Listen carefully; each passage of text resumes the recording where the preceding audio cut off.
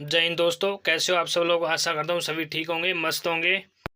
Guys, आज हम बात करेंगे विनेश फोगाट के ओलंपिक गेम की। क्यों नहीं मिला विनेश को मेडल, क्या थी 100 ग्राम वेट की कहानी।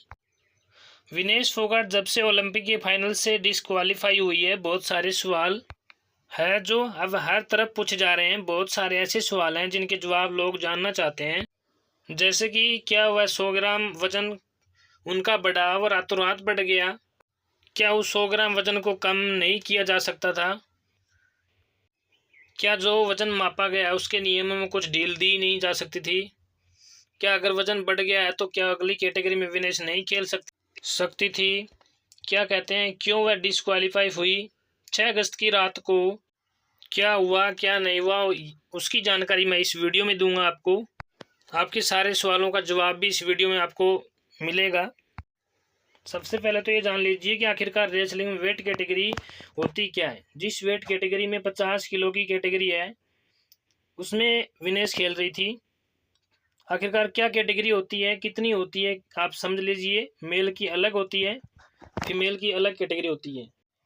ये जो कैटेगरी है फ्री स्टाइल कैटेगरी है। इसमें मेल की देख लीजिए कैटेगरी 57 किलो की भी होती है, 65 किलो की भी होती है, 74 किलो की भी होती है, 86 किलो की भी होती है, 97 किलो की भी होती है और 125 किलो की भी होती है। वही फीमेल की कैटेगरी 50 किलोग्राम जिसमें विनेश खेल रही थी, फिर 53 होती है, फिर 57 होती है, फिर 62 होती है, फिर 68 होती है और फिर आखिरी जो कैटेगरी होती है फीमेल के लिए वो होती है 76 यानी कि 76। अब आखिरकार सवाल ये है कि वजन के नियम क्या है, किस नियम से डिस्क्वालीफाई हुई विनेश फोगाट।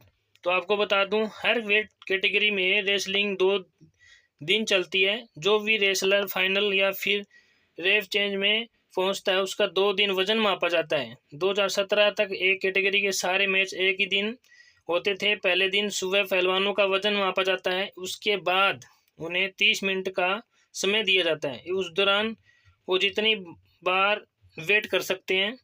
उसके बाद जब 30वां मिनट होगा तब तय किया जाएगा कि आपका वजन कितना है। पहले दिन विनेश का वजन 50 किलो के अंदर था, सब कुछ सही था, इसलिए उनको तीनों मैच मिल गए, तीनों मैचों उन्होंने जीत लिए। अब दूसरे दिन फिर से सुबह वजन मापा जाता है तो कि आज मापा गया, लेकिन दूसरे दिन पहले दिन की तरह पूरे 30 मिनट का समय नहीं दिया जाता, सिर्फ 15 मिनट का समय दिया जाता है।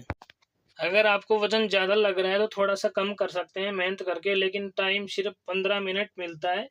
अब दूसरे दिन विनेश का जब वजन किया गया 50 किलो से 100 ग्राम ज़्यादा था।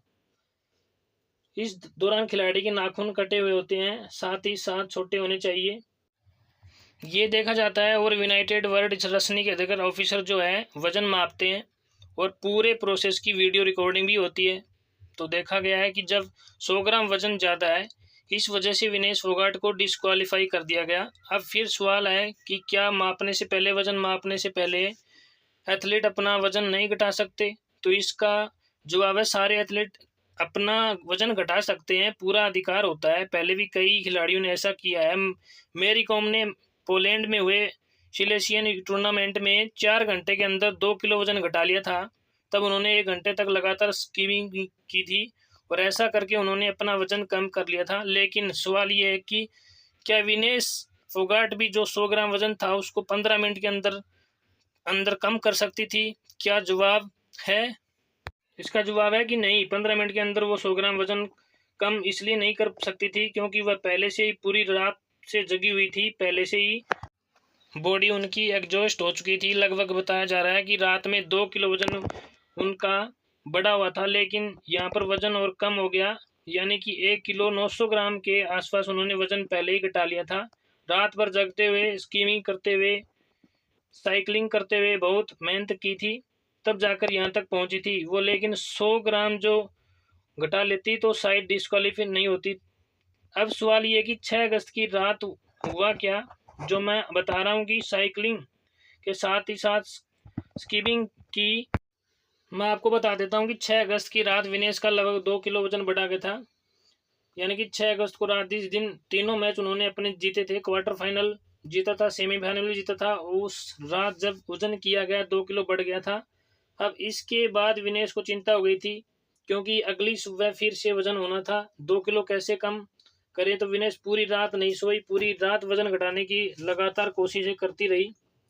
स्कीपिंग से लेकर उन्होंने साइकिलिंग तक की, जॉगिंग तक की। उसके बाद वजन 100 ग्राम ज़्यादा रह गया। इसके बाद उन्होंने अपने बाल भी कटवाए, नाखून भी कटवाए, शरीर से खून तक निकाला। सूत्र कह रहे हैं कि उन्होंने शरीर से अपने खून तक निकाल दिया कि और वजन विनेश ने अपनी जान जोखिम में डाल दी थी उस टाइम। उसके बावजूद भी 100 ग्राम वजन ज़्यादा रह गया और इसी वजह से वो डिसक्वालीफाई हो गए। और अब सवाल ये है कि क्या 100 ग्राम की रियायत नहीं मिल सकती थी?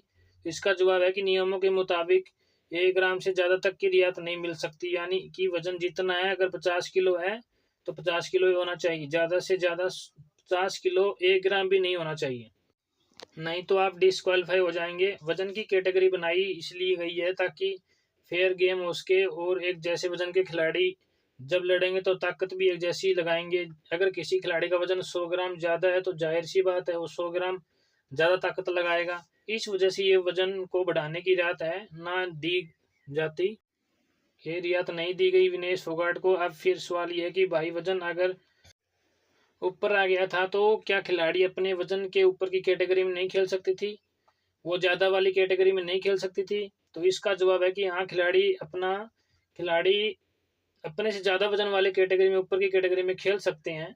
लेकिन विनेश के केस में ऐसा नहीं होगा, क्योंकि ओलंपिक में कौन किस कैटेगरी में खेलेगा ये पहले पहले से ही तय होता है।